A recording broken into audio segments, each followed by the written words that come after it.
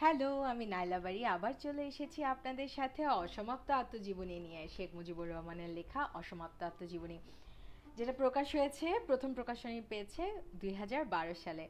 আমি নাইলা বাড়ি, আপনারা আছেন আমার পেজে অথবা দেখছেন ইউটিউব চ্যানেলে। নিশ্চয়ই আপনারা অনেক ভালো আছেন। যারা যারা আমার এই স্টোরিটা ফলো করছেন তাদের নিশ্চয়ই ভালো লাগছে। আর যদি ভালো লেগে থাকে তাহলে প্লিজ আপনারা আপনাদের বন্ধুদের সাথে শেয়ার করুন। Just like button and share my story. So এর আগে আমরা যেটা পড়েছিলাম যে 1943 সালে একটি ভয়াবহ দুর্ভিক্ষ আরম্ভ হয়েছিল এবং সেখানে কি কি কাজ করা হয়েছিল সেটা নিয়ে আমরা 17 নম্বর পেজ পর্যন্ত শেষ করেছি। এরপরে আমরা 18 নম্বর পাতা থেকে শুরু করব। শেখ মুজিবুর রহমান আসলে শহীদ সাহেবকে একটু রিকোয়েস্ট করেছিলেন যেন এই দুর্ভিক্ষ থেকে বিভিন্ন মানুষকে বাঁচানো সম্ভব হয়। শহীদ সাহেব এটার ব্যবস্থা নেবেন বলেছেন। তারপরে তিনি যেটা করলেন, রাতারাতি বিরাট একটি সিভিল সাপ্লাই ডিপার্টমেন্ট তৈরি করে তুললেন এবং কন্ট্রোল দোকান খোলার ব্যবস্থা করলেন। গ্রামে গ্রামে লঙ্গরখানা করার হুকুম দিলেন। দিল্লিতে যেয়ে কেন্দ্রীয় সরকারকে ভয়াবহ অবস্থার কথা জানালেন এবং সাহায্য দিতে বললেন। চাল, আটা, গম বজ্রায় করে আনতে শুরু করলেন। ইংরেজের কথা হলো, বাংলার মানুষ যদি মরে তো মরুক, যুদ্ধের সাহায্য হচ্ছে আগে। যুদ্ধের সরঞ্জাম প্রথম স্থান পাবে, ট্রেনে অস্ত্র যাবে, তারপর যদি জায়গা থাকে তবে রিলিফের। যুদ্ধ করে ইংরেজ আর না খেয়ে মরে বাঙালি। যে বাঙালির কোনো কিছুর অভাব ছিল না। ইস্ট ইন্ডিয়া কোম্পানি যখন বাংলাদেশ দখল করে মীর জাফরের বিশ্বাসঘাতকতায়, তখন বাংলার এত সম্পদ ছিল যে মুর্শিদাবাদের ব্যবসায়ী গোটা বিলেত শহর কিনতে পারত। সেই বাংলাদেশের এই দুরবস্থা চোখে দেখেছি। মা পড়ে মরে আছে, ছোট বাচ্চা সেই মরা মায়ের দুধ চাচ্ছে। কুকুর ও মানুষ একসাথে ডাস্টবিন থেকে কিছু কিছু খাবারের জন্য কাড়াকাড়ি করছে।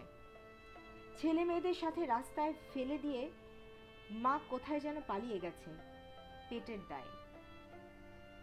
নিজের দুটো ছেলে মেয়েকে বিক্রি করে দিয়েছে। কেউ কিনতে রাজি হয় নাই।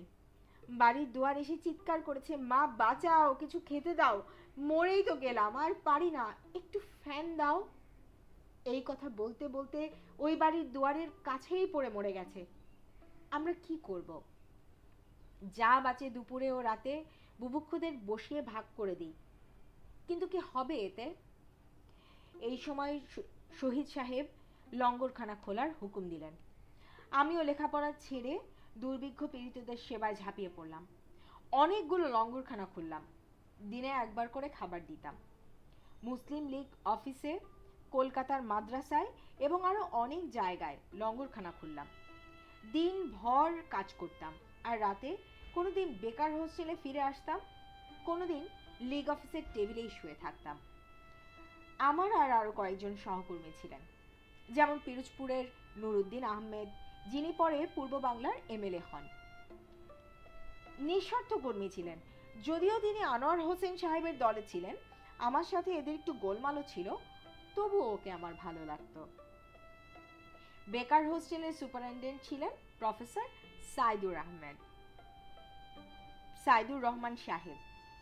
বহু পরে জগন্নাথ কলেজের প্রিন্সিপাল হন তিনি। আমাকে অত্যন্ত স্নেহ করতেন।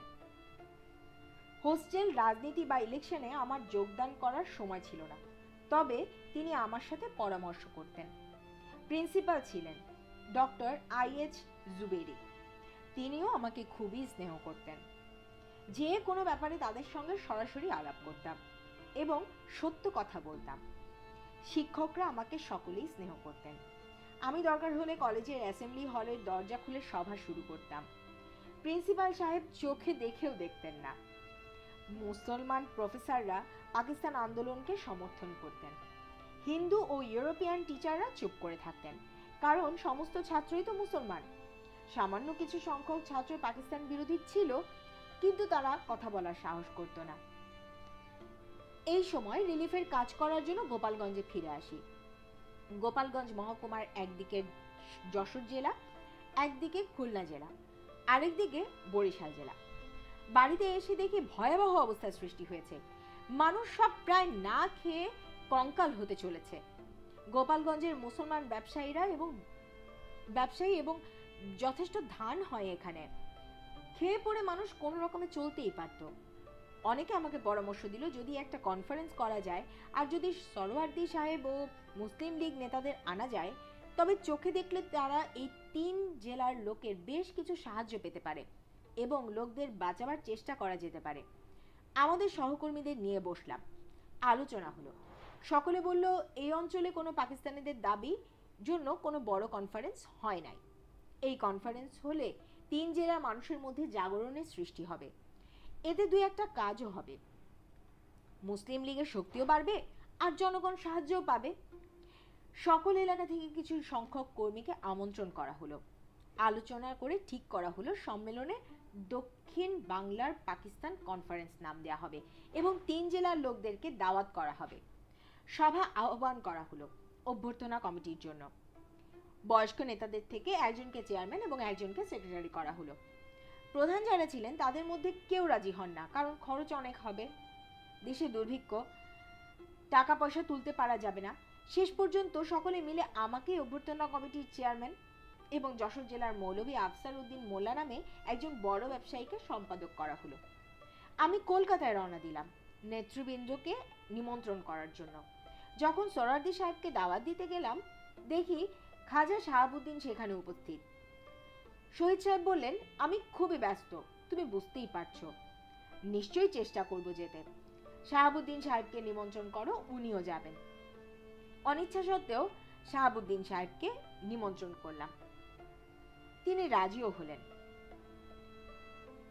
তমিজউদ্দিন খান তখন শিক্ষামন্ত্রী, ফরিদপুর বাড়ি, তাকে অনুরোধ করলাম, তিনিও রাজি হলেন।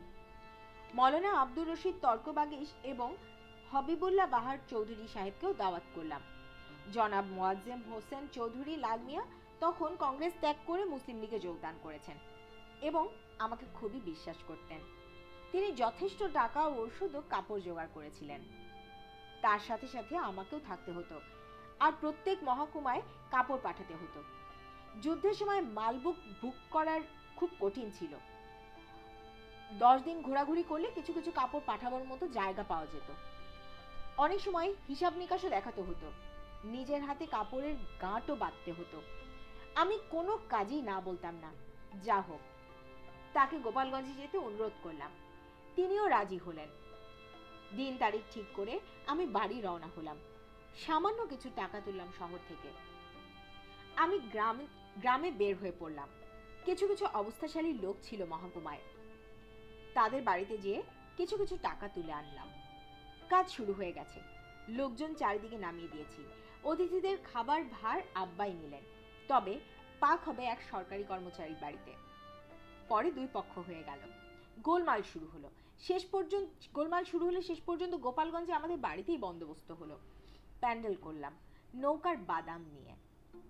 যাদের বড় বড় নৌকা ছিল তাদের বাড়ি থেকে 2 দিনের জন্য বাদাম ধার করে আনলাম। 5000 লোক বসতে পারে এমন প্যান্ডেল তৈরি করলাম। খুব খরচ হলো না। খুব ইন্টারেস্টিং লাগছে, তাই না? কনফারেন্সে কিভাবে অ্যারেঞ্জমেন্ট হলো, নিজেরা কিভাবে কষ্ট করলো। এখনকার দিনে তো এসব দেখাই যায় না। সবাই কত অল্প সময় আমরা ফ্রাস্ট্রেটেড হয়ে যাই, ইস কি পেলাম আর কি পেলাম না, সারাক্ষণই এটা নিয়ে চিন্তা করতে থাকি। আর এই করতে করতে একটা সময় সত্যি সত্যি যেটা পাওয়ার ছিল সেটাও হারিয়ে যায়। যাই হোক, আমি আজকে আর খুব বেশি কথা বলবো না। আপনাদের কেমন লাগছে আমাকে জানাবেন। এই অসমাপ্ত আত্মজীবনী জানার জন্য, দেখার জন্য আপনারা আপনাদের বন্ধুদের কাছে আমার এই ভিডিওটি শেয়ার করবেন। আমি নায়না বাড়ি আজকে আপনাদের এখান থেকে বিদায় নিচ্ছি।